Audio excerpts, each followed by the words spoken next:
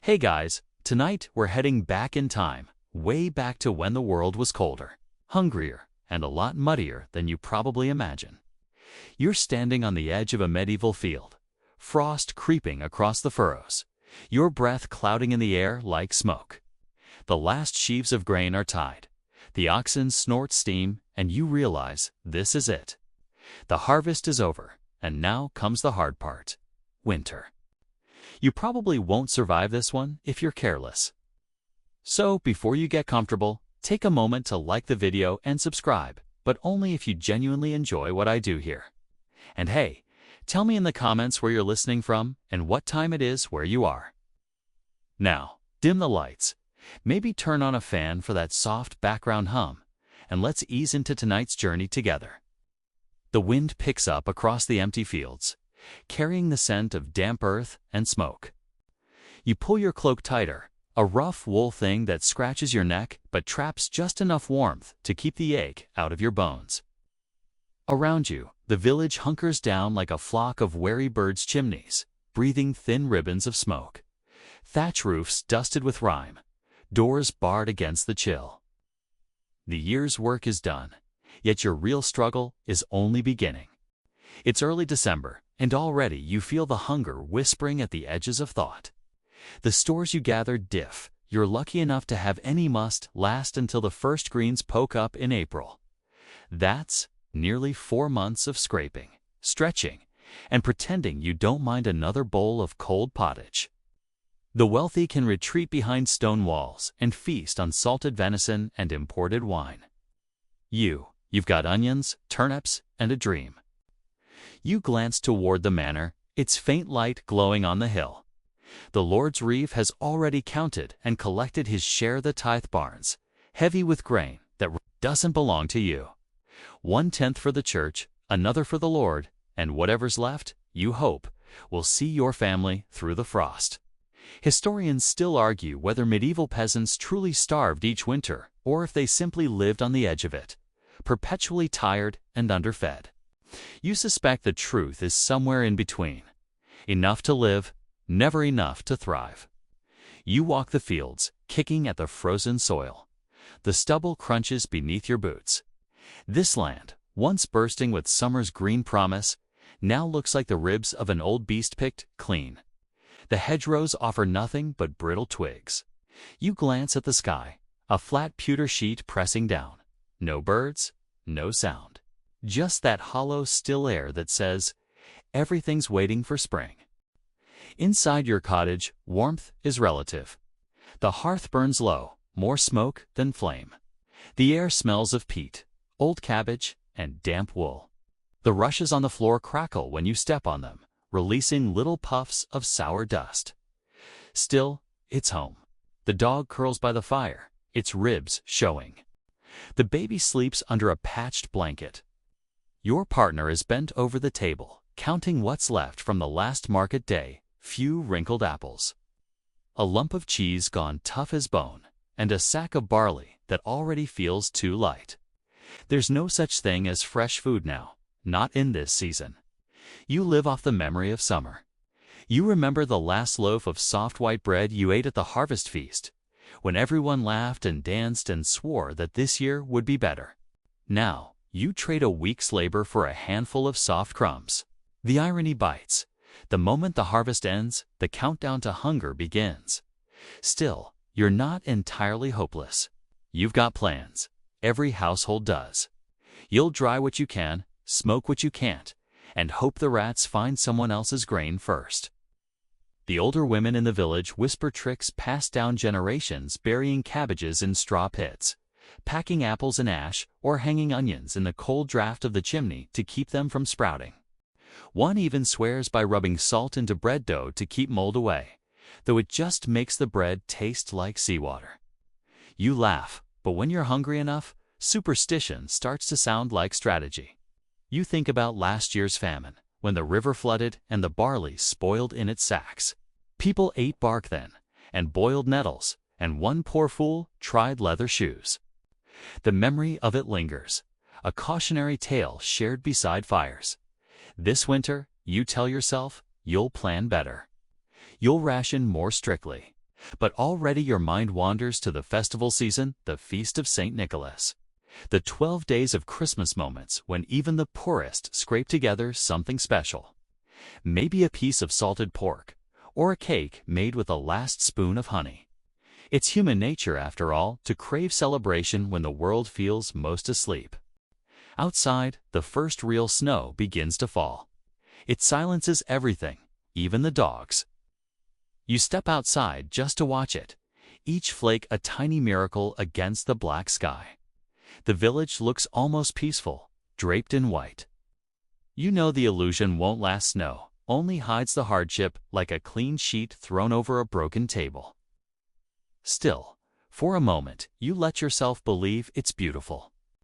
You wander to the edge of the fields again, past the frozen trough and the old well. The bucket rope crackles with ice when you touch it. You peer down, there's water still, but dark and unmoving. You'll need to break the ice each morning before drawing it. A simple act, repeated endlessly, becomes your rhythm through winter. Feed the fire, feed the family, mend the roof, pray for spring. Somewhere across the valley, you hear a church bell, one deep, lonely note.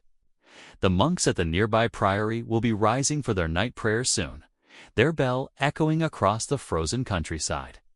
You think of them in their cold stone cells, eating dried fish and lentils, wrapped in faith instead of furs. Historians still argue whether those monasteries helped or hoarded during hard winters.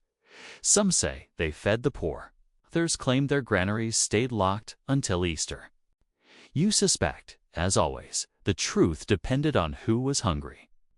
Back in your cottage, you rub your hands before the fire and stare at the pot suspended on its iron hook. A thin stew bubbles inside yesterday's leftovers, mixed with a little barley and a lot of hope. The smell isn't great, but it's warm, and that's what matters. You dip a wooden spoon, taste it, and grin despite yourself. It's bland, smoky, faintly sour, but it's food. You'll live another night. You tell a joke, the same one every winter. What's the difference between a peasant and a pigeon? The pigeon can still find crumbs. Your partner rolls their eyes, but it gets a tired smile. Humor is a kind of seasoning, too. You use it sparingly. Later, as you settle onto your straw mattress, you listen to the wind pawing at the shutters. Somewhere nearby, a rooster crows too early, confused by the moonlight. You think of all the small lives in this village, one clinging to warmth, each one waiting for the thaw. You think about how fragile everything feels in this season, how even a cough could steal the breath you need to see another spring. And yet, in that thought, there's a strange peace. You're part of something ancient, something that has repeated 1,000 winters over. Every ancestor you've ever had has faced this same cold, this same hunger, this same faith that the sun will return. It's a rhythm older than history itself, life contracting, holding its breath, preparing to bloom again. Before sleep claims you, you whisper a small prayer. Not for riches, not even for warmth, just for endurance. The kind that keeps you turning the soil come spring. No matter how thin the winter made you. You drift off to the soft crackle of the fire, dreaming of green fields and bread warm enough to steam in your hand. You wake before the sun, as usual. The cold is sharper today. Your breath fogs so thick it feels like smoke from a chimney. The fire has gone out during the night, and the hearthstones are icy under your fingers when you reach to rekindle it. The first task of the day is not eating, but preserving the chance to eat. You crawl from the straw bed, wrap yourself in a cloak that smells faintly of smoke and sheep, and step outside into a world glazed with frost. The ground crunches beneath your boots. Each step toward the storage hut feels heavier than it should, as though winter presses down on your shoulders like a weight. This is where the true battle begins, not against the wolves in the woods, but against time and rot. You push open the rough wooden door, and your breath fogs in the dim light of the cellar below. Down here, it smells of earth, onions, and old iron. The cellar walls sweat cold moisture, and the floor is uneven, covered in straw to keep the damp from the barrels. You lower yourself carefully down the ladder, holding a tallow candle that spits and hisses. This, you realize, is your treasure room, not gold or jewels, but turnips, apples, salted pork, and a few sacks of grain. You run your hand across the rough burlap of one sack. The grain inside feels reassuringly heavy, but you know the math doesn't lie. At 3 loaves a day for a family of 5, that sack will be gone long before the thaw. Still, you can stretch it. Everyone does. Bread is thinner in winter, the loaves smaller, the flour mixed with barley, oats, or even ground peas to make it last. The main smell here is salt. Great tubs of it line one side of the cellar, heavy with preserved meat. You pry open one and peer inside. A pale hunk of pork sits buried like treasure in white crystals, its edges toughened by weeks of brine. If it were summer, it would spoil in days, but the cold helps. Preservation is life. Salt is expensive, worth nearly as much as silver in some regions. You didn't mine or trade for it. The Lord controls that. But you might barter or get a handful from a neighbor with better luck. Salted meat isn't delicious, it's chewy, dry, and so salty it makes your lips crack, but it's protein, and in the dead of winter, that counts as luxury. You move to the hanging rack above the barrels. There, in the draft that comes through the cracks in the boards, strips of smoked fish and sausages sway gently, stiff as wood. You tap one and it clinks against the next. They look like something that should have been buried long ago, yet you know they'll keep for months. Smoke, salt, and vinegar, those are your preservatives, your miracle workers. Historians still argue whether medieval peasants ate better or worse than people think. Some point to records showing peasants consumed thousands of calories a day during harvest seasons, almost like modern athletes. Others counter that those records ignore the hungry months when meals shrank to half and energy to a fraction. What no one debates is this: without the cellars, the sacks, and the salting tubs, no one would make it to spring. A rat scurries past your foot, bold as a knight in armor. You curse softly and stamp the floor. The little thief vanishes into the darkness, but you know it'll be back. Rats are constant companions in a medieval winter. They chew through sacks, spoil the grain, and force you to sleep with the sound of tiny feet above your head. The cats help, but even they grow lazy from cold. A rat is smart, it knows exactly where your food runs out. You take a torch and step deeper into the storage space. A few earthen jars line the shelf, pickled cabbages, turnips, and onions floating in cloudy brine. You hold one up, watching the pale vegetables wobble in the torchlight. They smell sharp, sour, like a punch in the nose. Still, you're grateful for them. When everything else tastes of smoke and salt, a bite of pickled cabbage almost feels like sunshine. In the corner, wrapped in a cloth, are apples from the late harvest. They're not fresh anymore. Their skins are wrinkled and brown-spatted, but they smell sweet and warm. Like ghosts of autumn, you pick one up, press it to your nose, and smile. You remember the orchard, the laughter, the bees humming between branches. It feels like another lifetime. As you take stock, you make mental notes. Too few onions, barley running low, one salted ham, untouched. The family will need to ration more carefully.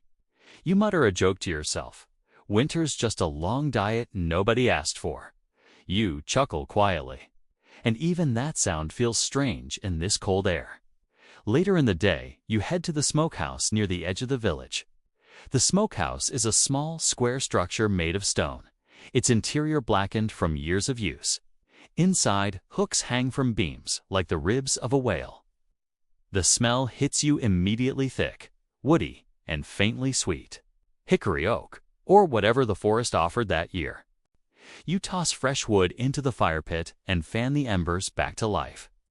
Thin smoke curls upward, wrapping the hanging meats in its slow, invisible blanket. You learn this process from your father, who learned it from his, and so on back beyond memory. The trick is patience. You don't cook the meat. You whisper to it, persuade it to dry just enough to keep the rot away. Every now and then, you wipe the sweat from your brow, though the air is freezing. It's a kind of meditation, really. In a world that gives you little control, this small act keeping food alive's an act of defiance. When the chores are done, you visit your neighbor, old Godefroy. His cellar is legendary, or as legendary as anything gets in this sleepy village. He's known for brewing a syrup from boiled-down turnips mixed with honey and herbs, a sort of medieval energy drink. He swears it keeps the chills away. You take a sip, and it tastes like burnt sugar and moss, but it does warm you from the inside.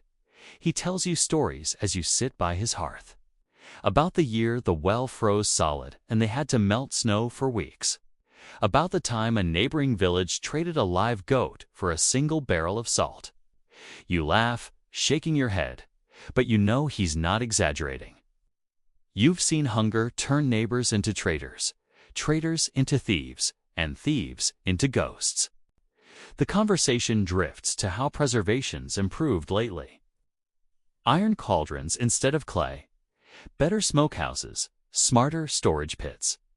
Some monasteries even teach new methods like layering sand between root vegetables to keep them dry.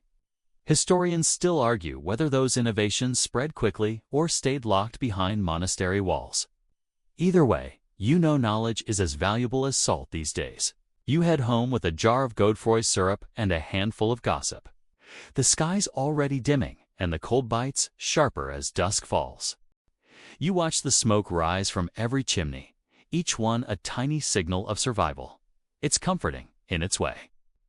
Back home, your partner's already cooking something from the cellar stash, a stew of lentils and onions, seasoned with dried herbs you hung months ago. You lift the lid to stir it. Steam hits your face, rich and earthy. It smells better than it tastes, but you don't care. In this season, scent itself is a kind of feast. As you eat, you talk about how to make the supplies last. Maybe you'll trade with the miller for a bit of flour. Maybe the forester will have extra firewood to barter. Maybe, just maybe, the Lord will hand out charity loaves on St. Stephen's Day. Hope becomes a sort of currency, one you spend carefully. Before bed, you check the cellar one last time. You lower the candle and scan for movement, trats, mold, damp. Nothing stirs. You close the door and seal it tight, muttering a small charm your grandmother taught you. Keep what's mine. Frost, be kind. You don't believe in magic? Not really. But tonight it feels comforting. You crawl back into bed, bones aching but mind calmer. The scent of salt and smoke lingers in your hair. You think about the rhythm of these days.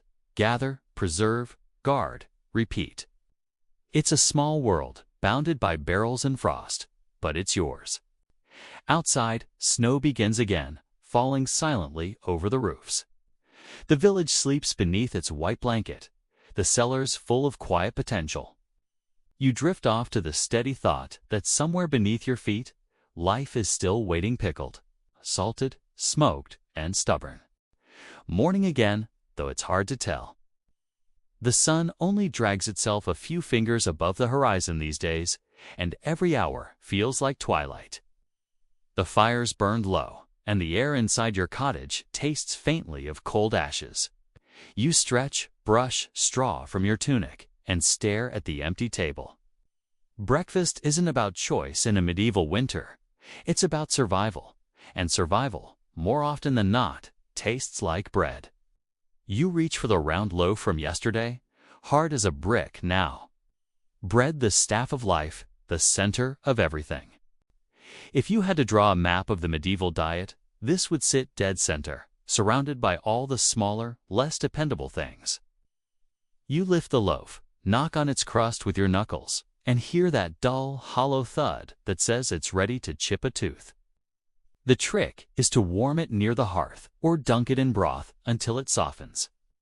And maybe, if you're lucky, add a smear of something vaguely fatty. You take a knife, really just a blade you keep wrapped in cloth, and begin sawing through the bread. Crumbs scatter like dust. It's coarse and dark, more brown than white, because white flour belongs to the rich, not to people like you.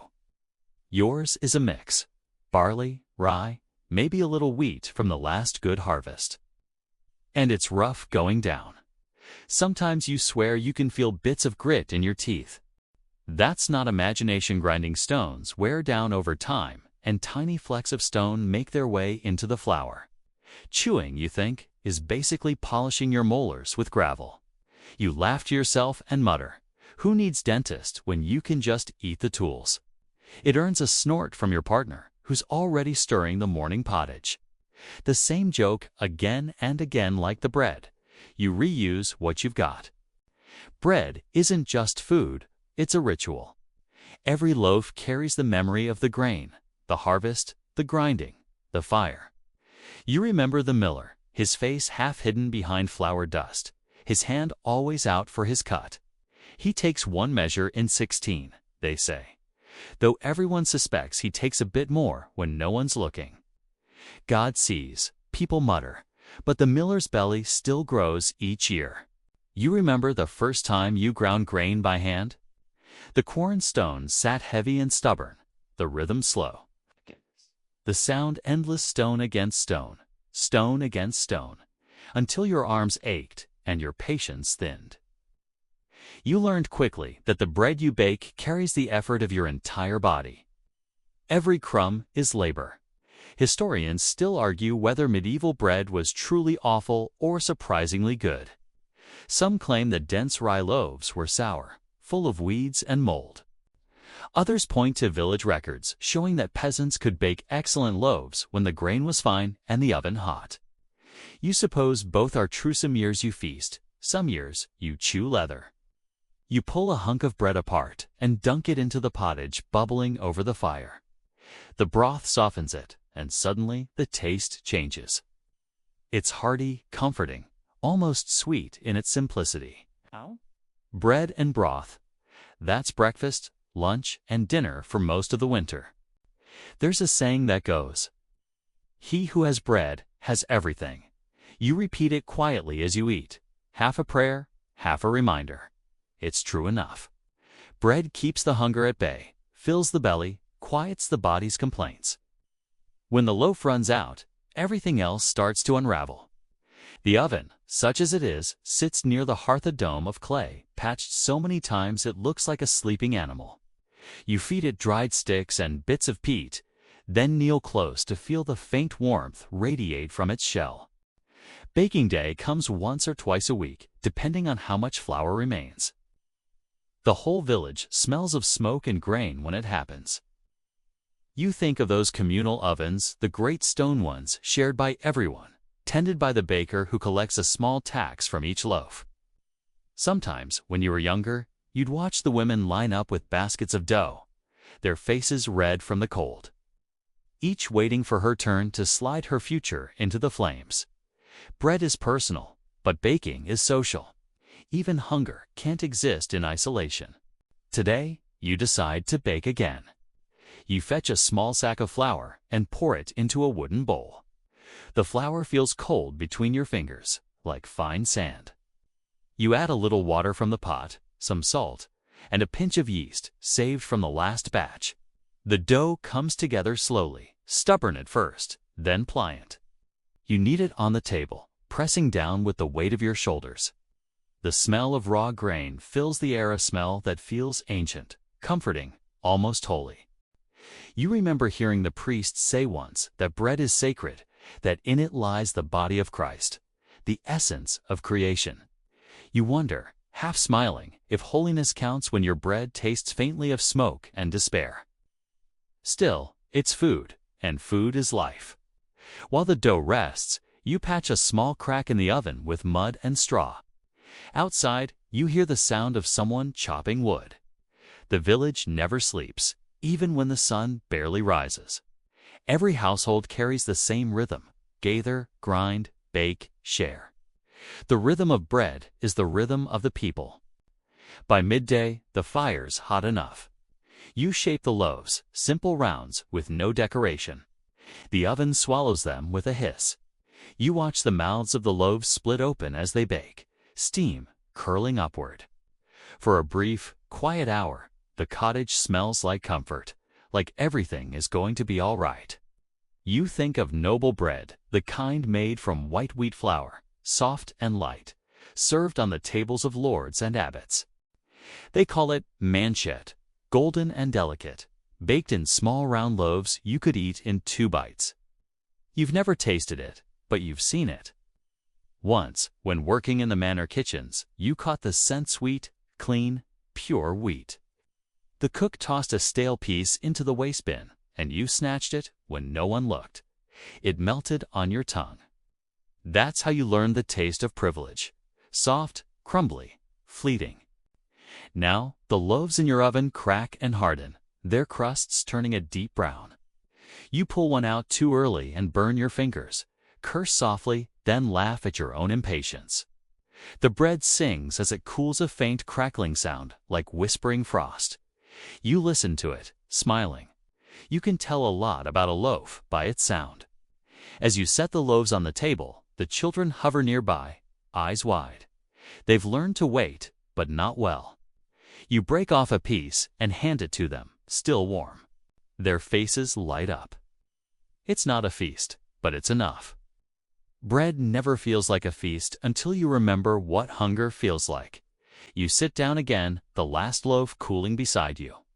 It's heavier than it looks, dense with survival.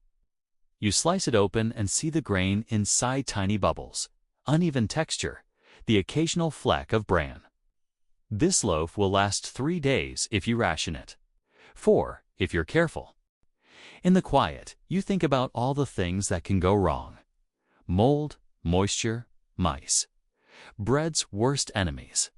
You've lost loaves before, found them soft and spotted, too late to save. Some people scrape the mold off and eat it anyway. You've done it too, though you try not to think about it. Hunger, after all, doesn't care about appearances. Later that evening, the priest stops by, making his rounds. He blesses your hearth, murmuring prayers, and accepts a small piece of bread in thanks. You notice he pockets it carefully. He's no stranger to rationing either. You offer him ale, but he declines, saying he's fasting. You wonder, secretly, whether faith makes fasting easier or just gives it a better name. As night falls, you tuck away the remaining loaves, wrapping them in cloth to keep the frost off. The house smells faintly of yeast and smoke, the 2 scents that define your life. You sit by the fire, holding the last crust from your meal, and watch the flames dance. You think again of that saying, "He who has bread has everything." Maybe it's true. Bread is certainty in an uncertain world, a link between past and future. You chew slowly, letting the warmth spread through you, imagining that somewhere beyond this dark winter, there's another harvest waiting. Outside, the snow glows faintly under the moonlight. The fields are frozen, the grain long gone, but inside your small cottage, you've made something miraculous, sustenance from dust. You feel oddly proud. You stretch out, close your eyes, and think, with a sleepy grin, if bread's the staff of life, I'm leaning on it pretty hard tonight. You wake to the familiar gurgle of something thick bubbling in the pot over the fire. The smell is earthy and comforting, like home and hunger mixed together. You already know what it is before you even open your eyes. Pottage, again? Of course, it's pottage. In the middle of a medieval winter, it always is. You push yourself upright, rubbing the sleep from your face. The room's still dim, the only light coming from the fire's orange glow. The pottage spits and hisses in the pot, sending up clouds of steam that smell of barley, dried peas, and whatever scraps went into it last night. You shuffle closer, your stomach answering with a growl that feels louder than it should. Pottage is the peasant's heartbeat. It's not glamorous, not fancy, not even all that taste, but it's endlessly flexible. You throw in what you've got: grains, beans, roots, and the occasional shred of meat if fortune's kind. You eat it for breakfast, dinner, and supper. Thick or thin, fresh or old, it's all the same. One pot, endless variations, all of them humble, and all of them keeping you alive. You lift the wooden spoon and stir. The mixture clings to it in heavy ribbons. A little smoke from the fire drifts into your face, making your eyes sting. You stir slowly, scraping the bottom so nothing burns. That's the real trick. If it scorches, the whole batch turns bitter, and nobody wants bitter. You learned that lesson the hard way a few winters ago, when the only thing worse than the hunger was the taste of charred onions that lingered for days. You take a cautious sip. It's bland but warm, and warmth is half the battle. You can almost feel it spreading through your chest, thawing the cold that crept into your bones overnight. You glance over at your partner, who's mending a torn sleeve by the hearth, and joke, "If we eat any more peas, we'll start sprouting in the spring." They roll their eyes but laugh anyway. Laughter, like salt, makes even thin soup go down easier. Outside, the wind howls against the shutters, carrying the sound of distant bells. It's Sunday, which means the village will gather soon in the small stone church on the hill. You'll eat first, though, because prayers go down smoother on a full stomach. You ladle out the pottage into rough clay bowls, too, for you and your partner, smaller ones for the children. It's thick and brownish green, the color of something that doesn't care how it looks. You sprinkle a pinch of salt, a luxury, and call it a feast. The first spoonful burns your tongue. The second warms your throat. By the third, you're already planning how to stretch it for tomorrow. You'll add more water, maybe a few dried herbs, maybe the heel of yesterday's bread to thicken it again. Pottage is never truly new, it's just reborn, over and over, from yesterday's remains. Some people joke that their cauldrons have never been empty in 20 years, just endlessly refilled. You're beginning to think they're not exaggerating. Historians still argue whether the medieval poor suffered from monotony or malnutrition more. You figure both had their turns. Monotony doesn't kill you, though it just makes life feel slower. A spoonful of hot pottage on a freezing morning. That keeps your heart beating, even if your taste buds gave up hope weeks ago. After the meal, you head outside with a bucket to fetch more water from the well. The snow crunches beneath your feet, each step leaving a perfect print. You pass other villagers, all doing the same, wrapped in layers of rough wool, buckets swinging, breath fogging. Everyone nods but speaks little. The cold steals conversation. Still, there's comfort in the routine. Every household, every morning, same rhythm: fire, pottage, water, work, repeat. Back home, you pour the fresh water into the pot and stir what's left from breakfast. Steam billows up again, carrying the scent of barley and smoke. You decide to get creative, well, as creative as a medieval pantry allows. You add a handful of dried leeks, some shredded cabbage from the cellar, and a pinch of powdered mustard seeds. It's hardly gourmet, but it's variety, and that's a rare thing in these months. The old folks in the village have endless advice on pottage making. "Let it simmer all day," says one. "The longer it cooks, the softer your worries get." Another swears by throwing in a stone. "Keeps the bottom from burning," he insists, though you suspect he just likes the sound of superstition boiling beside him. Sometimes you think about how every bowl of pottage in this village tells a story. One family's might have a bit of rabbit in it, another's only turnips and hope. The richer households might add butter or an egg, just enough to remind themselves they're better off. But at the core, it's all the same: people, heat, and something to fill the stomach. You remember last winter's leanest month, February? Always February, when the snow turned to slush, and everything smelled of rot. The stores were nearly empty then. You had to scrape every jar, shake every sack. That's when you discovered the miracle of peas pottage. Dried peas soaked overnight, boiled till they surrendered, thickened into something that clung to your ribs and your spirit alike. Not good, exactly, but filling. You made jokes about it then. Two called it green gold or peasant pudding. You needed to laugh, or you'd have cried into the pot. As the day drags on, the pottage becomes more stew than soup. You taste it again and think it's actually improved. The flavors blend, mellowing with time. You ladle out a portion for the dog, who eats like it's a gift from heaven. You're not above envying that enthusiasm. In the evening, the neighbors stop by. They bring news someone's cow gave birth early. The miller's son fell through the ice. The church roof leaks again. You share your pottage, and they bring a little of theirs in return.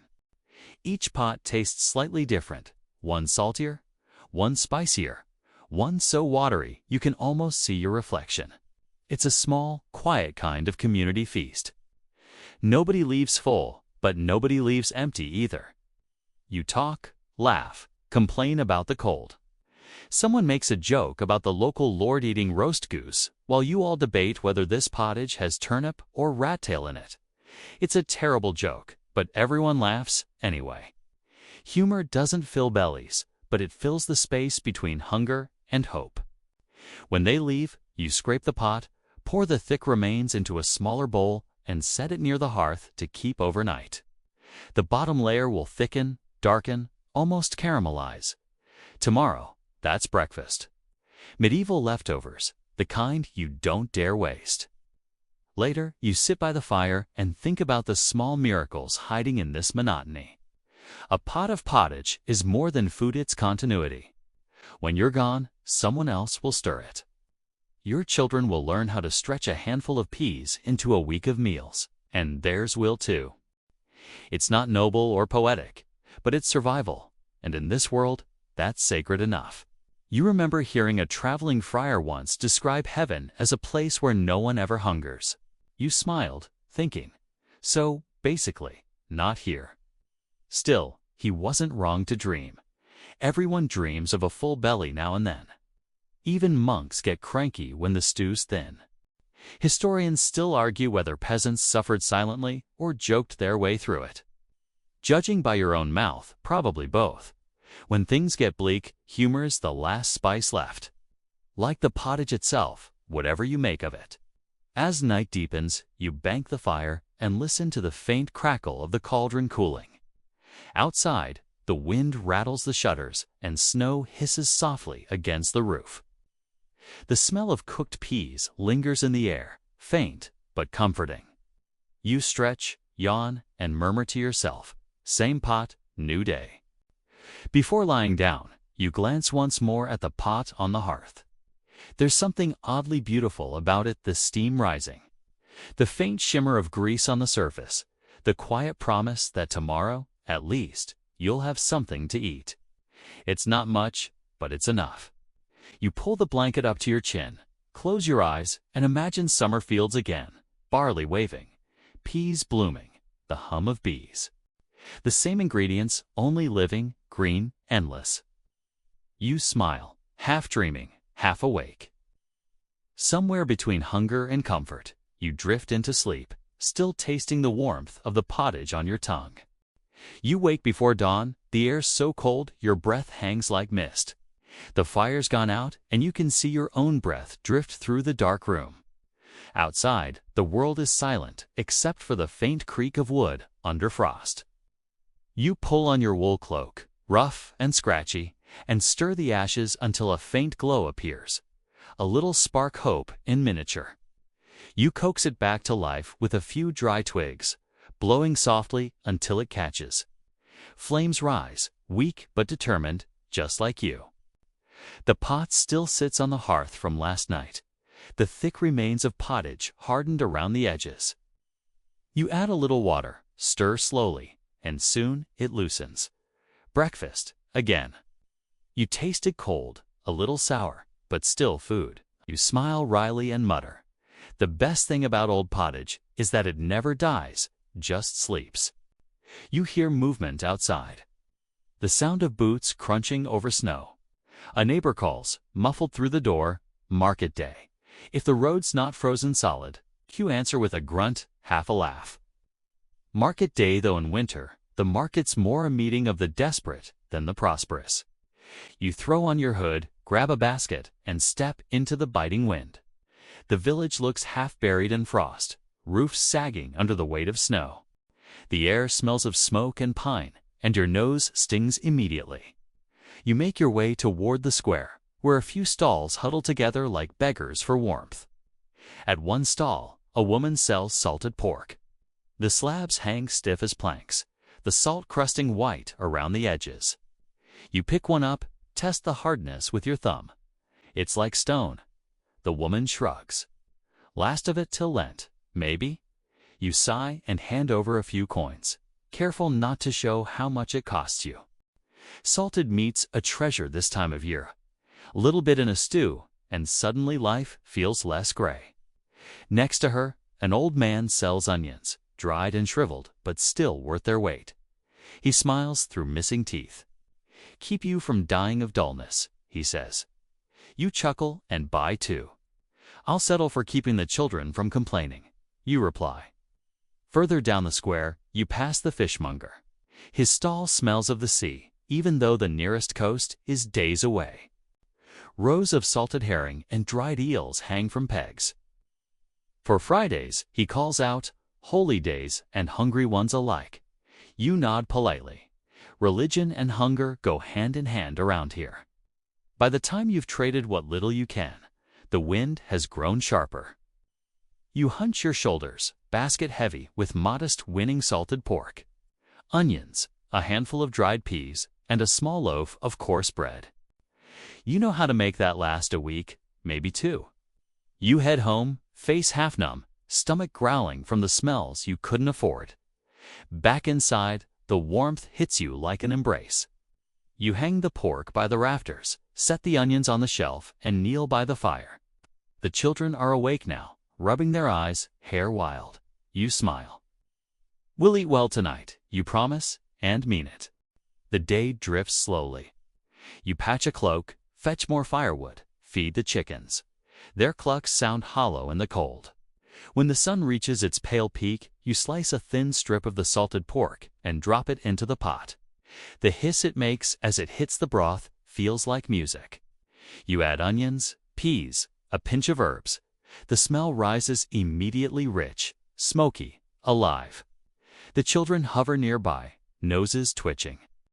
As the stew thickens, you sit by the fire, sharpening your knife on a whetstone.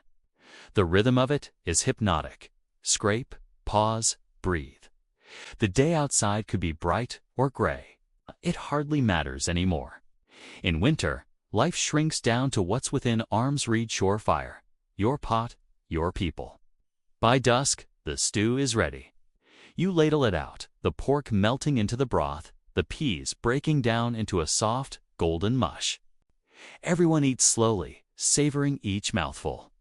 The youngest laughs mid-bite, and for a moment, everything feels abundant. You lean back, full, and listen to the crackle of the fire. Later, after the children sleep, you sit in silence.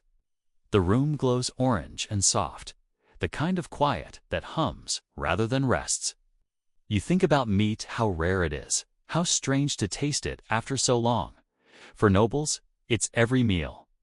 For you, it's memory made flesh. Your father used to talk about the Lord's feasts. 8 swans, he once said. Whole birds, roasted gold. You remember laughing then, not sure if it was envy or disbelief. Now, you know it's both. Still, peasants like you found ways to stretch flavor from nothing. Sometimes, you'd boil bones until the marrow surrendered its ghost into the broth. Other times, you'd cook bacon rinds 3 times over, saving the fat to rub on stale bread. Waste nothing, that's the rule of winter. Even the smell of pork is a kind of wealth. You remember last year's famine, when the crops failed after too much rain. Everyone grew thinner. Faces hollowed, tempers shortened. The old woman down the lane swore she saw angels near the well, though maybe she was just dizzy from hunger. You don't like to think about that winter. Hunger turns people into creatures quiet, desperate, watching one another's plates too closely. You glance at the pot. Half of tonight's stew remains. Enough for tomorrow, if you're careful. You cover it and set it near the fire, where it'll keep from freezing. You stretch your legs, your bones aching from the cold. Outside, wolves howl from the forest. The sound prickles at your skin, not from fear, but from kinship. They're hungry too, out there in the dark. You mutter softly, "Aye, brothers, we all hunt what we can." Morning comes gray and bitter. You wake to the sound of church bells, faint but insistent. Friday, that means no meat. You sigh, ladle the pork out of the pot, and set it aside. Rules are rules, even if the priest eats better than half the village. You stir the remaining stew and add a handful of barley to fill the gap. At midday, you walk to the church. The path is slick with ice, the snow crusted hard. Inside, it's colder than outside. Stone walls hold the chill like a grudge. The priest drones about charity and sin, his voice echoing off the walls. You listen, half dreaming, thinking about your dinner. After Mass, you linger near the door where others gossip.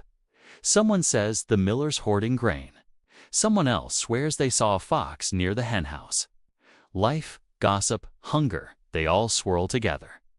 You exchange a few words, then head home, the frost biting at your fingers. That night, the stew's plain again: barley, peas, onions, no pork. But it's warm and the fire crackles. The children hum a tune their mother taught them, something about spring and flowers and fat sheep. You close your eyes and picture it. Green fields, buzzing bees, a loaf of bread fresh from the oven. A promise, maybe, a memory. When you open your eyes, the fire's burned low, and outside, snow begins to fall again. You smile faintly and whisper, "Let it fall. We've got enough for one more day." But deep down, you know the cycle never ends. The hunger sleeps when fed, but it always wakes again. Still, so do you. Every morning, no matter how cold, no matter how thin the stew, you wake, stir the pot, and live. That's the rhythm of winter. That's the music of survival.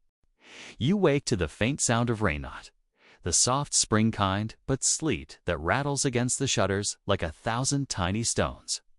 The thatch above creaks as the wind shifts, carrying the smell of wet earth and smoke. You pull the blanket tighter, blinking through the dim gray light filtering in. Another winter day, another cold beginning. You sigh, stretch your aching limbs, and whisper, "Right, let's see what misery tastes like today." Your stomach growls as if in answer.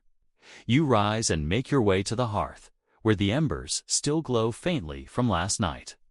You add kindling and blow softly until orange licks of flame catch.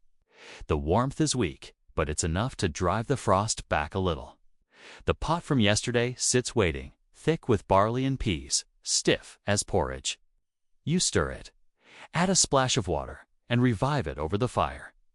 Breakfast barely, but it'll do. As the stew softens, you glance out the window slit. The village is a blur of gray and white. A few figures trudge along the path toward the fields, heads bowed under hoods. Even now, with the ground frozen, there's work to be done, hedges to mend, firewood to haul, livestock to tend. Winter doesn't mean rest. It just means everything takes twice as long.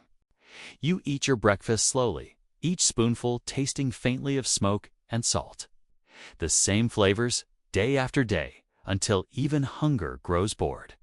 Still, the warmth in your belly feels like a small victory. You wipe your mouth, muttering, "Better than chewing bark," though that's not entirely a joke. You once heard of a village that ground tree bark into flour during a famine. Historians still argue whether that story's true, but when you've been hungry enough, nothing seems impossible. After breakfast, you wrap your cloak tightly and step outside. The air stings your face, sharp and metallic. The snow crunches beneath your boots, the kind of sound that echoes through the whole village because everything else is so still. You make your way to the barn, pushing open the heavy door. Inside, the air is thick with the smell of hay, manure, and the faint warmth of life. The cow, thin, patient, always chewing, looks up at you with liquid eyes. You run a hand along her flank, muttering softly. Milk has been scarce these past weeks. The cold slows her, and her feed's nearly gone. Still, you manage to draw a small pail, the liquid pale and warm in the frigid air. You smile to yourself. A few drops of milk will go 4 into pottage, bread, or maybe even a cup to drink warm tonight. The chickens cluck in complaint as you scatter a handful of grain. They peck frantically, their feathers puffed against the cold. Eggs are rare now, each one precious. You find one in the straw, still warm, and cradle it like treasure. You whisper, "Thank you," though whether to the hen or the heavens, you're not sure. On the way back to the cottage, you pass the neighbor's boy dragging a small sled loaded with wood. His cheeks are red, his hands bare. "Fetchin' for the hearth?" you ask. He nods solemnly. "Da," says, "no wood, no soup." You grin, though it's a sad truth dressed as a joke. You hand him a chunk of stale bread from your pocket. "Trade for warmth," you say, and he beams before trudging on. Back inside, you add the milk to the pot, stirring it in. The stew lightens slightly, rich for a moment. You glance at the single egg and decide to save it. Maybe tomorrow, a treat for a cold morning. The day drags on. You mend a torn cloak, patch a hole in a boot, sharpen a small knife.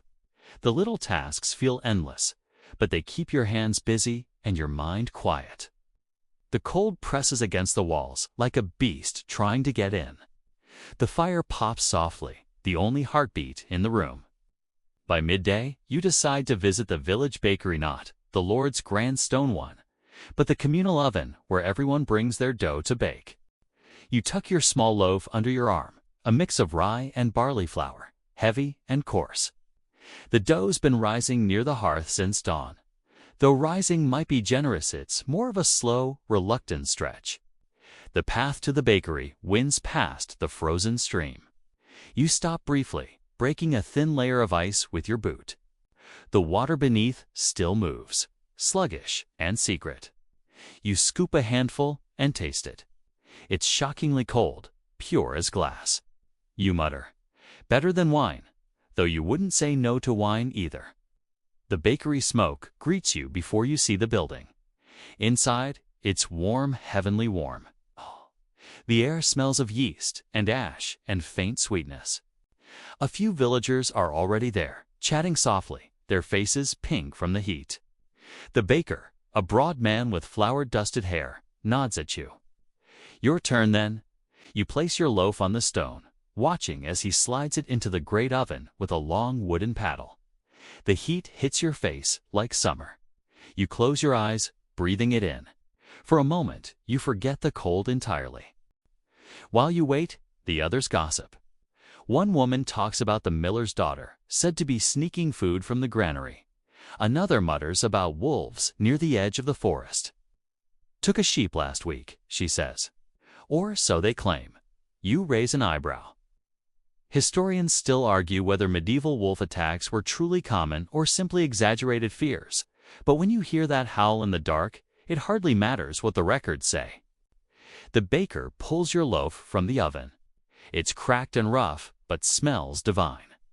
You thank him and wrap it in cloth to keep the heat. On the way home, you tear off a small piece and chew. It's chewy, smoky, faintly bitter, but you can feel the life in it. You whisper, "Bread and breath, same thing." Back home, you share the loaf. Everyone takes their piece carefully, savoring the steam curling from the crust. You dip yours in the stew, watching it soak up the broth until it turns soft and golden. One bite, and the world feels a little larger. As evening falls, the wind picks up again. You shut the shutters tight and feed the fire with the last of the dry wood. Flames leap high, shadows dancing on the walls. The room glows with flickering gold. You lean back, full and content for once, and listen to the storm outside. The children play quietly, tracing shapes in the soot near the hearth. Your partner hums an old tune about spring, the same one you remember from your childhood. The melody weaves through the air like a memory of warmth. You smile faintly and say, "When spring comes, we'll have greens again. Fresh bread, milk enough for butter, maybe even honey." Your partner laughs softly. "You always promise honey?" You shrug. "Well, one day I'll be right." Later, after the children sleep, you sit alone by the dying fire. The world outside howls, but inside, there's peace. You think of the markets, the hunts, the endless boiling of the same pot. Yet here, with the fire low and the smell of baked bread still lingering, it feels almost rich. You take the egg from the shelf, still uncracked, and hold it up to the firelight. The shell glows faintly amber, thin as glass. You whisper, "Tomorrow," then, and set it back down carefully. Before lying down, you glance once more around the room, the hearth glowing, the bread wrapped, the family breathing slow and deep. You smile and murmur, "Not starving, that's a kind of feast." Then you close your eyes and let the storm song carry you to sleep. Wrapped in the scent of smoke, bread, and the quiet triumph of another day survived. You wake again to frost-rimmed windows and the faint gray light of a winter morning that refuses to rise properly. Your joints ache, a dull reminder that the cold seeps deeper than skin. You stretch, careful not to crack anything, and drag yourself toward the hearth. The embers are just a memory now, and the air smells faintly of smoke and stale pottage. Another day, another handful of survival. The pot waits, as always, stubborn and unyielding. You add water from the bucket collected yesterday, scraping the bottom to lift the thick residue that remained. It stirs with effort, resistance like the world itself in winter. You blow gently on the flames, coaxing warmth to life, and watch the liquid swirl and loosen. Breakfast, though barely distinguishable from yesterday's, is served. You dip a spoon and lift the hot broth, savoring the warmth more than the flavor. Outside, the village begins to stir. Figures wrapped in thick cloaks and patched cloaks trudge through the snow, breath misting and eyes downcast. Even the dogs seem reluctant, lifting paws gingerly on the crusted paths. You head outside briefly to check the small garden patch you've protected with straw and boards. The frost has claimed most of it, but a few stubborn root turnips, parsnips peek through. They're small, shriveled, but edible. You pull one, dusting off ice crystals, and place it carefully in your basket. Winter gardens are miracles in miniature. Each root carries the memory of warmer months, the sun that once kissed its leaves. You can almost taste the green of summer, though it comes faint and hidden beneath the frost. These vegetables are precious. They last longer than leafy greens, hold nutrients better than anything else, and give a semblance of freshness in a diet dominated by grain and salted meat.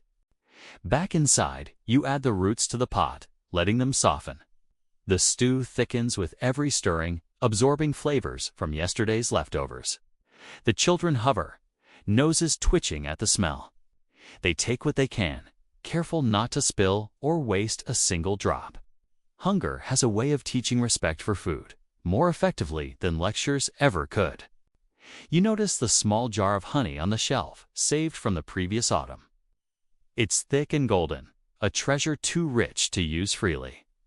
You stir a spoonful into the pottage, the sweetness lifting the bland heaviness.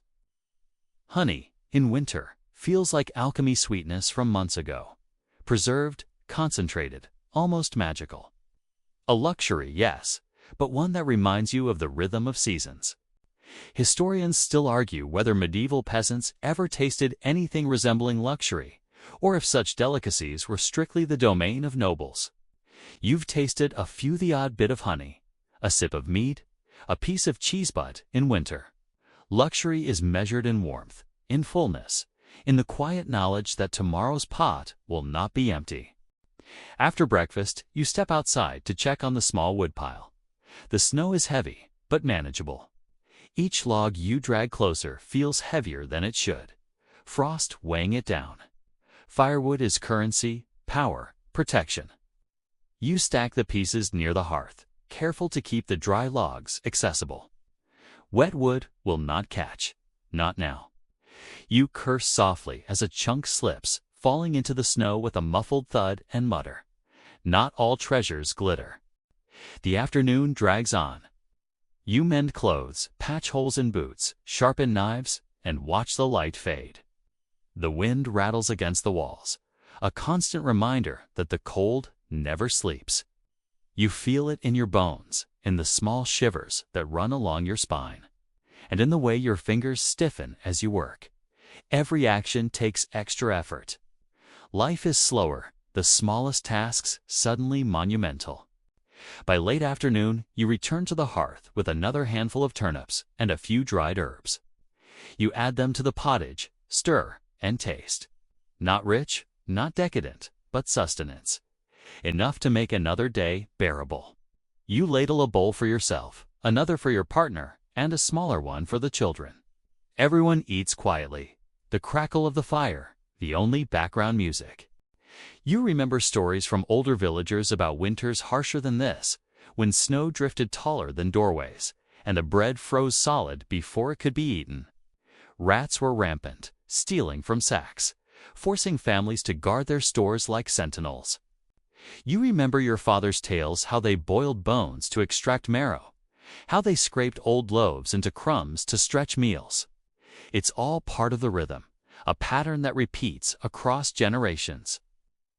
After the meal, you gather the family close to the fire. Outside, night approaches quickly.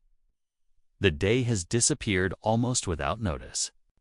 You tell them stories to distract from the cold, tales of distant lands, of summer festivals, of things that feel impossible in winter. Laughter rings softly, fragile but warm. Humor, like salt, preserves the soul when hunger presses.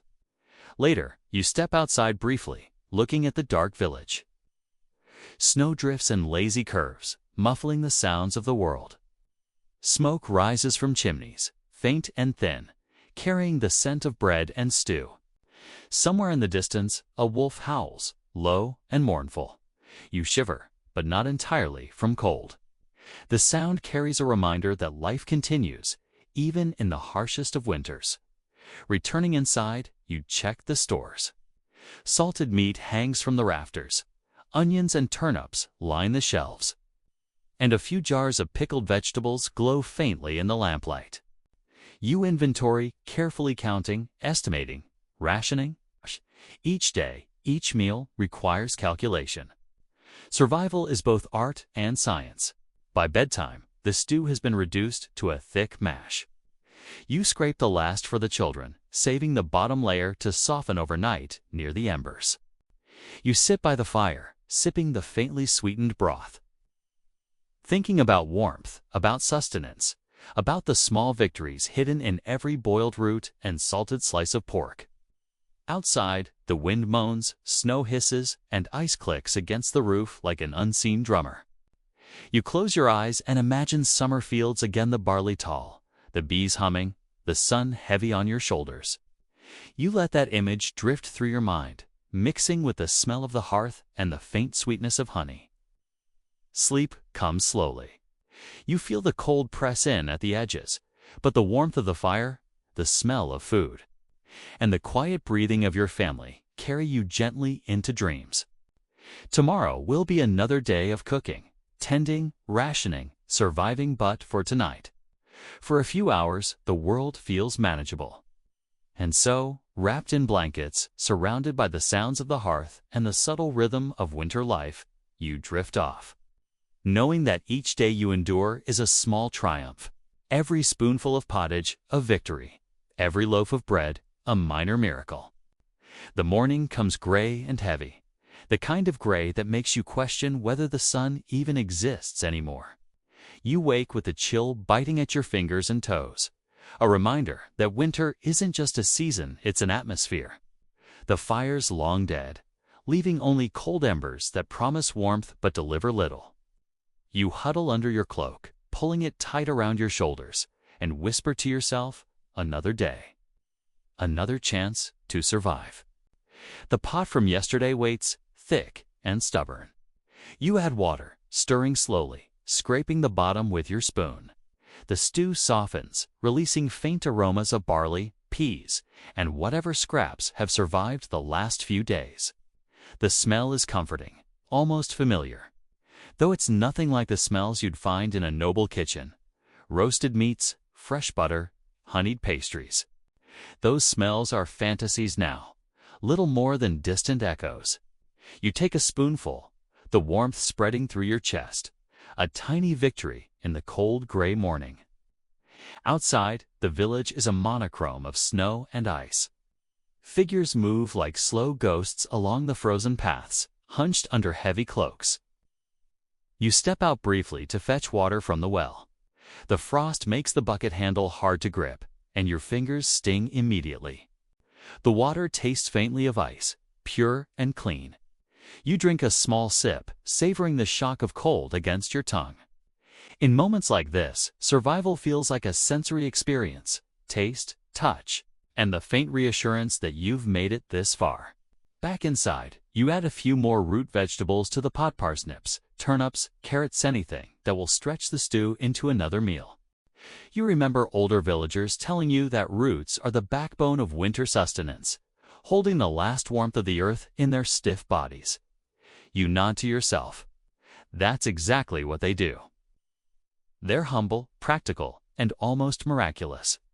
You glance at the small jar of honey on the shelf, its amber contents glowing faintly in the firelight. One spoonful might sweeten the whole pot. You hesitate, considering how precious it is.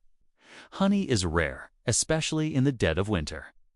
Each spoonful is a luxury, a gift from the warmer months. Preserved for moments when you need a taste of sweetness to remind you that life isn't just survival, it's also endurance. Historians still argue whether peasants ever enjoyed real flavors in winter, or if their diet was monotonous to the point of forgetfulness. Judging by the warmth spreading through your chest from the sweetened stew, you suspect monotony exists alongside occasional miracles. Flavor, after all, can appear even in the humblest circumstances if you pay attention. By midday, the children are awake, rubbing their eyes and shivering. They gather around the hearth while you ladle out bowls of stew. The smell curls around them, coaxing a faint smile from their lips. You break off a small piece of bread and drop it into each bowl, letting it soak up the liquid. Bread and stew, the winter staples, monotonous, humble, and yet infinitely sustaining. After the meal, you step outside to check on the livestock.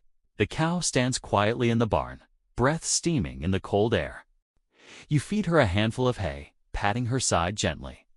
She's thin but alive, stubborn like you, surviving the harsh months. The chickens cluck, scratching at frozen ground, their feathers puffed against the wind. One egg waits in the straw, warm and golden. You cradle it with care, a small token of continuity in a world where scarcity rules. The afternoon drifts slowly. You patch clothes, mend boots, sharpen tools. Each task feels monumental because the cold saps energy and patience alike. The wind rattles the shutters, a constant reminder that winter will not relent. You work quietly, thinking of the cycles of life: sowing, growing, harvesting, storing, and now surviving. Each day is a link in the chain, and every action matters. By late afternoon, the pottage has thickened into something almost solid. You ladle portions into bowls, setting one aside for the children, one for your partner, and one for yourself. You taste it first, savoring the warm, earthy flavors. It's nothing luxurious, but it's enough to fill the stomach and warm the spirit. Survival doesn't need elegance, it needs sustenance, and this provides it. The evening brings visitors. Neighbors stop by with small offerings: a handful of preserved berries, a turnip, a few dried herbs. You exchange nods and greetings, careful not to waste warmth on idle chatter. These exchanges are vital. They're survival by community. Each gift is a gesture of mutual dependence, a recognition that no one thrives alone in winter. After they leave, you sit by the fire, eating slowly. You watch the flames dance, shadows stretching across the walls. The children play quietly with scraps of cloth, their laughter soft and cautious. You let your mind drift to summer memories: fields of barley swaying, the hum of bees, the heavy sun on your shoulders. Those days feel distant, almost mythical, but they provide hope, a reminder that this frozen existence is temporary, that life continues beyond these months of ice and scarcity. You notice the small egg on the shelf, still uncracked. It's a symbol, a promise. Tomorrow, you'll add it to the stew, perhaps with a touch of milk from the cow. It will be a small feast in comparison to the day's usual fare. Even in the bleakest times, small luxuries matter. They remind you that life is more than mere survival. It's endurance punctuated by moments of comfort. Night deepens. You bank the fire, saving enough embers to keep the pot from freezing. Outside, the wind shrieks, snow piling in drifts against the cottage walls. You pull blankets around the children, checking each in turn, grateful for their warmth and breathing. Hunger is ever present, but tonight, for now, it waits. You sit quietly, sipping a small cup of milk, watching the room glow faintly in firelight. The smell of bread, roots, and honey lingers, faint but persistent. You reflect on the rhythm of winter life. Rise, cook, eat, work, repeat. It is repetitive, yes, but it is life. Every day survived is a victory. Every meal shared a small triumph over the cold and scarcity. You close your eyes briefly, letting the warmth settle into your bones. Outside, wolves howl, the sound a reminder of the wild and untamed world beyond your walls. You feel the contrast sharply. Inside, warmth, community, sustenance. Outside, hunger, cold, and danger. Both are real, both are relentless, and both shape the rhythm of your days. Before sleep, you glance at the pot, thick and nearly empty, waiting for tomorrow. You whisper softly, "Enough for now, enough to keep going." The children breathe steadily, the fire crackles faintly, and the wind moans outside. You let your mind drift, imagining green fields, ripe grain, and sun on your shoulders. For a few moments, the world beyond winter feels alive, tangible, and yours. Sleep comes slowly, each breath a rhythm, each heartbeat a reminder of survival. Tomorrow will demand work, food, and warmth again, but tonight, you rest. The world is quiet except for the soft creak of the walls and the distant howl of wolves, both reminders of life's persistence. The snow hasn't stopped for 3 days. It drifts in thick sheets, muffling sound and softening every shape outside your cottage. You wake to a world blanketed in silence, the kind that presses against your ears until even your own breathing sounds too loud. The fire has burned low, just a faint orange glow beneath gray ash, but it's still alive and, that in this season, feels like a triumph. You rise carefully, joints stiff with cold, and pull on your thickest cloak.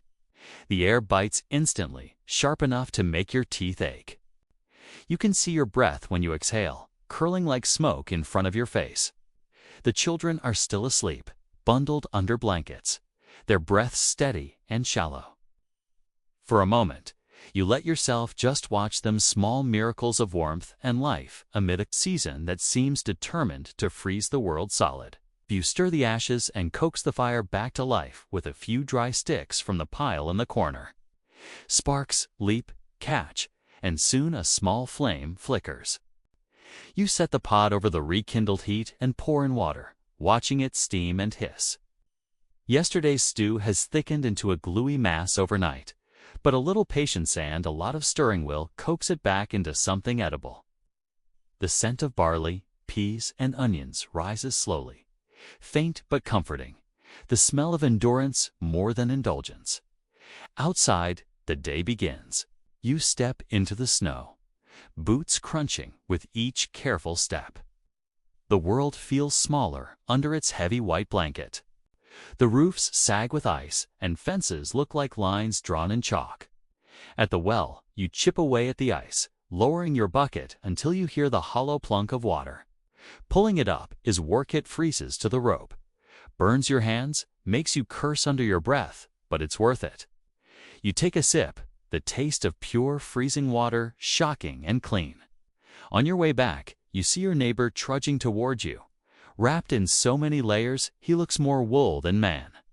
He raises a hand in greeting, a bundle tucked under his arm. When you meet halfway, he reveals his gift, a small pouch of dried herbs and a sliver of smoked fish. You exchange half a loaf of yesterday's bread. No one measures these trades precisely. It's not about fairness, it's about survival. You nod, exchange weary smiles, and part ways. Back inside, the pot is simmering. You toss in the herbs, the fish, and a few chunks of turnip left from the last harvest.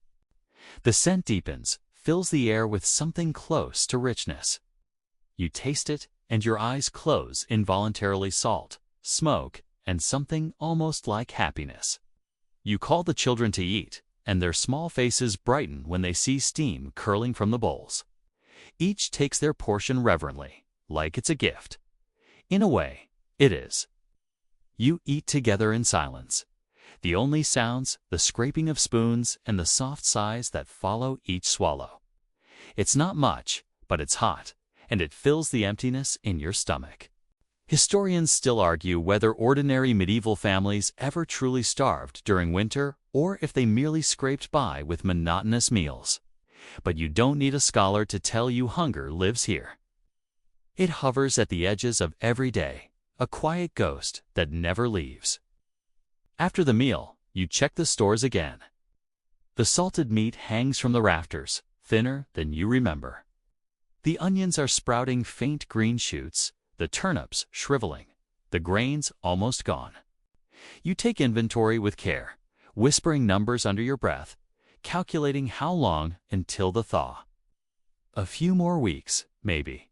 If you're lucky, the day stretches long. You mend a torn sleeve, then sit by the window, watching snow fall in relentless silence. A few villagers pass, carrying baskets or firewood. One leads a thin ox, ribs visible even through its winter coat. Everyone moves slowly, conserving energy, conserving warmth. You wave to a woman trudging by with a baby wrapped against her chest. She doesn't wave back her arms or too full, but she smiles faintly. That's enough. As afternoon fades, the church bell rings faintly through the snow, a hollow sound that echoes across the frozen fields. It's a call for evening prayers, but also for something older: togetherness. You wrap yourself in your cloak and step outside again. The path is slick, but you follow it carefully toward the small wooden chapel at the village edge. Inside, warmth and candlelight spill across rough-hewn benches. Neighbors gather close, stamping snow from their boots, sharing nods and murmured greetings. The priest speaks of hope, of endurance, of the promise that spring will come again. You've heard it every winter since childhood. But tonight, it feels less like a sermon, and more like a reminder whispered to keep everyone from breaking. The children fidget beside you, faces glowing in the candlelight. You hum along with the hymns, your voice low but steady. After the service, the community lingers. Someone produces a jug of ale, another passes around a few scraps of cheese and dried apple. It's not a feast, not even close, but it's a break in the monotony, a spark of warmth in the dark. You trade small jokes, share news about the weather and the animals. One man claims he saw early shoots beneath the snow near the stream. Another laughs and says it was probably moss. Historians might call these gatherings feasts of faith, and maybe they're right. Food nourishes the body, but moments like these keep the spirit alive. When you finally return home, the snow has stopped. The moon hangs low and heavy, making the world glow faintly blue. The air is still, crisp, almost magical. For the first time in weeks, you see stars. You pause outside the door, just breathing, your lungs filling with air that feels like glass. You whisper to yourself, "It's nearly over," though you're not sure if you're reassuring yourself or daring the world to prove you wrong. Inside, the fire has burned low again, but the embers still pulse faintly. You add a log, watching it catch. The children have already curled up, fast asleep, cheeks rosy from warmth and exhaustion. You pour a small cup of ale, the kind that's weak but safe to drink, and sip slowly. It's bitter, but it warms your throat, reminds you that you're still here, still capable of feeling. You stare into the fire, tracing the dance of light and shadow. The crackling wood sounds almost like conversation, And for a brief moment, you imagine it speaking, telling stories of winters past, of ancestors who endured, of spring fields waiting beneath the snow. The thought comforts you more than you expect. You think about how food ties everything together. The growing, the storing, the sharing, the praying. It's never just about eating. It's about continuity, keeping the rhythm of life intact even when everything else seems frozen. A bowl of stew, a hunk of bread, a shared sip of ale, these are rituals as sacred as any prayer. Before bed, you check the pot one last time. There's a small portion left, enough for breakfast if you're careful. You cover it with a cloth and move it closer to the fire to keep it from freezing. Then you settle beside the children, pulling the blanket up to your chin. The cottage creaks softly in the wind. Outside, the snow glitters faintly under the moonlight, a landscape both beautiful and cruel. Your eyelids grow heavy, and you whisper a small promise to yourself. When the thaw comes, you'll plant twice as much barley. You'll dig deeper cellars, salt more fish, dry more herbs. You'll be ready. Because winter always returns, but so does spring. You drift into sleep to the rhythm of your own breathing and the faint crackle of the fire soundtracks of survival. Somewhere beyond the hills, the wolves call again, their voices long and low. But tonight, they sound distant, almost gentle, as if even they are weary of hunger. You dream of green fields and full tables, of sunlight and laughter, of bread rising golden in the oven. The dream feels fragile, like ice underfoot, but you hold on to it tightly. Because that's what survival really is in the medieval winter, just eating enough to live, but imagining enough to hope. The world is soft again, muted, pale, and trembling at the edges of change. When you wake, the cold isn't quite as vicious as before. There's still frost on the windows, but it's thinner now, a delicate lace instead of solid glass. You breathe in, and though the air still bites, there's a hint of damp earth beneath it. Something subtle, but alive. It's the first whisper of the thaw. You sit up, stretching beneath the worn blanket. The fire's gone out during the night, leaving the hearth cold, but the air feels different somehow. You notice it immediately, the way light seeps through the window. Brighter and less gray, the way your breath doesn't hang in the air quite as long. You move slowly, your body tired from months of winter, but there's a tiny spark inside you now, like an ember that's finally remembered how to glow. The pot from last night sits near the hearth, its contents thick and pale. You warm it again with the last of the firewood, watching the flames lick the iron. The stew bubbles sluggishly, releasing the same familiar scent you've lived with for months: barley, peas, turnip, onion. But today, it smells a little sweeter. Or maybe that's just your mind playing tricks on you. You take a spoonful and smile despite yourself. It's not feast food, not even close, but it's warm, and it's enough. When you step outside, the snow crunches but also melts slightly beneath your boots. Patches of dark soil peek through like secrets being revealed. The air hums faintly with dripping water, the sound of icicles surrendering to gravity. You tilt your face up, and for the first time in weeks, you feel genuine sunlight, weak but real, touch your skin. You close your eyes, soaking in the sensation like a starving plant. You walk to the barn. The cow greets you with a low, tired sound, but her eyes seem brighter. You run your hand along her flank and murmur softly. The chickens stir as you scatter a few kernels of grain, pecking eagerly at the thawed ground. Even the earthworms have begun to move again beneath the surface. Though you can't see them, you just know. Life, hidden and patient, is beginning its slow return. You notice your neighbor trudging along the lane, shoulders hunched but pace quickened. He waves, a smile cracking the solemnity of his frost-burned face. Feels different today. He calls, his voice echoing faintly. You nod, smiling back. Everyone can feel it, the faint electric pulse of the changing season. Back inside, you stir the pot again and portion out small bowls for the children. They wake to the smell and sit up, rubbing their eyes. their hair's wild, their faces pale, but their laughter sounds louder today. You give each of them a bowl, tearing bread into chunks to soften in the broth. The youngest laughs when steam curls up and fogs his face, and you laugh too. You haven't laughed like that in weeks, and the sound startles you. It feels foreign and wonderful at the same time. As you eat, you think of how long winter's grip has lasted. Historians still argue whether medieval peasants experienced true famine every winter, or if most simply lived on the knife edge of hunger until spring arrived. You don't need a chronicle to tell you what it feels like. You've lived at the gnawing uncertainty, the careful rationing, the way your thoughts circle around food like moths around a flame. Survival in winter isn't just about what you eat. It's about what you don't lose: hope, humor, and the will to keep chewing when everything tastes of ash and exhaustion. After breakfast, you open the door to let in more light. The snow outside glows faintly under the mid-morning sun. You grab a small shovel and start clearing the path to the well. The work is heavy, but your body welcomes it. Your muscles ache, yet it's a good ache one that feels like living again. Beneath the snow, you see hints of brown grass, flattened but still there. You can smell the soil, damp and faintly sweet. When the bucket hits water, it no longer sounds like hollow ice. You draw it up, the rope wet but pliable, the water clear and cold. You take a sip, and this time it tastes of promise.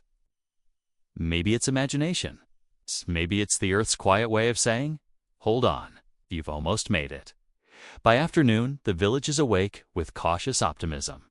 Men patch fences, women hang damp cloaks to dry in the weak sunlight, and children chase one another across the thawing lanes, laughing when their boots sink into mud. A group of neighbors gathers near the church, where the priest blesses the first patch of visible soil, murmuring prayers of gratitude. You watch from a distance, your heart swelling with something between exhaustion and pride. Someone brings out a small loaf, baked from the last of the winter flour. It's dark, dense, slightly bitter, but they share it among everyone, breaking it into pieces like a sacred ritual. You take your portion, the crust still warm from the oven, and eat it slowly. Each bite tastes of smoke, grain, and survival. Historians might debate whether such communal rituals had any real spiritual meaning, but you don't care about that. You know what it means to the people standing here. It means you made it through the hunger months together. Later, you walk by the edge of the fields. The snow has retreated into uneven clumps, leaving behind dark, wet furrows. The soil smells rich, almost intoxicating. You kneel, scoop a handful, and let it crumble between your fingers. It's gritty, cold, but alive. You whisper a quiet promise to it. Soon you'll return seeds to this earth. Soon you'll fill it with life again. You remember last year's harvest, the laughter, the long days, the smell of fresh-cut grain. You think of the bread baked that autumn, the feasts after long work, the barrels filled and the jars sealed. You've eaten through nearly all of it now, but those memories linger like warmth trapped in the heart. The rhythm of the seasons continues. Sow, grow, gather, store, endure. You've lived that rhythm so many times, and still it feels sacred. Evening approaches slowly, the sky streaked with orange and rose. You sit outside on the wooden bench by the door, wrapped in your cloak, the children playing nearby. The air is still cold, but no longer punishing. You listen to the drip of melting snow, the faint creak of trees, the distant murmur of voices carrying through the thaw. Inside, the fire burns low again, but it's enough to cook one final pot of stew from the last scraps of winter. You stir it thoughtfully, adding water, herbs, and a pinch of salt. The smell fills the cottage, familiar, grounding, almost comforting now that you know it won't last much longer. You ladle out the bowls and sit together in silence, watching the flicker of firelight on the walls. The youngest child speaks softly between spoonfuls. When will the flowers come back? You smile, smoothing their hair. Soon, you say. Soon the earth will wake, and we'll have bread, milk, berries, and everything we missed. The child nods, content, and keeps eating. After the meal, you tuck everyone into bed one by one. The fire settles to a steady glow, the air filled with the faint smell of smoke and stew. You sit by the window a while longer, looking out at the darkening sky. Stars prick through, shy but determined. Somewhere, water runs under the melting ice, a secret song of spring returning. You close your eyes and breathe deeply. The world outside is still cold, but it's no longer the cold of death, it's the cold of awakening. You can feel it in the ground, in the air, even in your own heartbeat. You've endured. The long winter is breaking, and with it, the hunger and fear that haunted every meal. You think of the months behind you, of the bread baked from coarse barley, the thin stews stretched over weeks, the honey saved for desperate days, the neighbors' laughter shared over scraps of food. You think of the silence of snow and the noise of survival. All of it, the hunger and the hope alike, becomes one memory, the taste of winter itself. Now dim the lights. Maybe turn on a fan for that soft background hum and let your thoughts drift. Picture the thaw spreading across the fields, the frost receding from the eaves, the sound of birds tentatively singing again. The fields will be green again. The cellars will refill. Bread will rise in the ovens, and laughter will spill through open doors. The long hunger will fade into a story told by firelight, and you'll nod and smile, remembering how you endured. The medieval winter, harsh, relentless, and beautiful in its own cruel way, will finally surrender to spring. So close your eyes, take one last deep breath, and let the warmth of survival settle into your chest. You've walked through the frost and the famine. You've seen the darkness give way to dawn. The world is soft again, and so are you. Sleep now, traveler. You've made it through the hunger months. Sweet dreams.